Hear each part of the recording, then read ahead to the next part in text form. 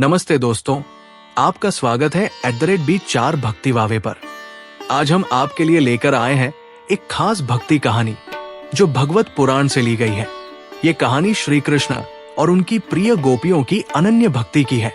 इसे सुनते हुए आपका मन शांत होगा और आप एक सुकून भरी नींद में चले जाएंगे। अपनी आंखें बंद करें, गहरी सांस लें और इस यात्रा में हमारे साथ चलें। हरि बोल। चलिए शुरू करते हैं। वृंदावन में शरद ऋतु की एक सुंदर रात थी। चंद्रमा पूरा आकाश में चमक रहा था और यमुना नदी के किनारे फूलों की खुशबू हवा में तैर रही थी। गोपियां अपने घरों में थी, लेकिन उनके मन में सिर्फ एक नाम गूंज रहा था, कृष्ण। भगवत पुराण बताता है कि श्री कृष्ण उस रात अपनी बांसुरी लेकर यमुना के तट पर आए। जैसे ही उन्होंने बांसुरी बजाई, उसकी मधुर धुन वृंदावन के हर कोने में फैल गई। गोपियां अपने काम छोड़कर उस धुन की ओर खींचने लगी। कोई दूध छोड़ आई, कोई अपने बच्चों को भूल गई और कोई अपने पति की बात अनसुनी कर दी। सबके दिल में एक ही चाह थी, अपने कन्हैया के पास पहुंचना। यमुना के किनारे पहुंचकर गोपियों ने देखा कि श्री कृष्ण एक कदम के पेड़ के नीचे खड़े थे। उनकी पीली धोती चांदनी में चमक रही थी और मुकुट पर मोरपंख हवा में लहरा रहा था। गोपियों ने श्री कृष्ण को घेर लिया और बोली, हे कन्हैया, आपकी बांसुरी ने हमें बुलाया और हम सब आपके पास चली आई। अब हमें अपनी भक्ति का फल दो।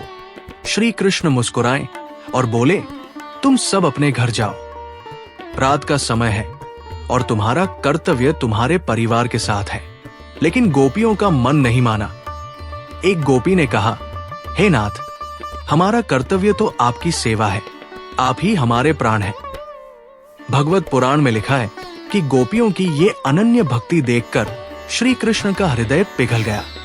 उन्होंने कहा, तुम्हारी भक्ति मेरे लिए सबसे पवित्र है। आओ, मेरे साथ रासलीला में शामिल हो। फिर श्री कृष्ण ने अपनी शक्ति से हर गोपी के लिए एक रूप बनाया, ताकि हर एक को लगे कि वो अकेले उनके साथ है। ये उनकी दिव्य लीला थी। यमुना के तट पर रास शुरू हुआ। गोपियां श्री कृष्ण के साथ नृत्य करने लगी। चांदनी रात में उनकी छवि ऐसी थी मानो स्वर्ग धरती पर उतर आया हो। बांसुरी की धुन, गोपियों के कंगनों की झंकार और यमुना की लहरों की आवाज सब मिलकर एक मधुर संगीत बना रहे थे। भगवत पुराण कहता है कि ये रासलीला सिर्फ नृत्य नहीं थी, बल्कि आत्मा और परमात्मा का मिलन थी। गोपियों ने अपने मन की सारी चिंताएं श्री कृष्ण को समर्पित कर दी। उनका हर दुख, हर डर उस रात खत्म हो गया। रास के बाद श्री कृष्ण बोले, तुम सब मेरे हृदय में बसती हो। जब भी तुम मेरा नाम लोगी, मैं तुम्हारे पास आऊंगा। गोपियों ने कहा, हरि बोल, हरि बोल, और उस रात उनकी आत्मा शांति से भर गई। रासलीला खत्म हुई और गोपियां अपने घर लौट आई। लेकिन उनके मन में श्री कृष्ण की वो छवि बसी रही। उस रात जब वो सोई, उनके सपनों में वही बांसुरी की धुन गूंज रही थी। भगवत पुराण बताता है कि श्री कृष्ण की भक्ति ने उनकी नींद को भी पवित्र बना दिया। हर गोपी को लगा कि कन्हैया उनके पास है। उनकी सांसें शांत थी और चेहरों पर मुस्कान थी। ये भक्ति की शक्ति थी जो उन्हें हर रात सुकून देती थी।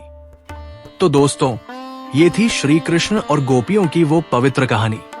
आप भी हर रात सोने से पहले हरि बोल कहें और देखें कैसे आपकी नींद शांति से भर जाती है।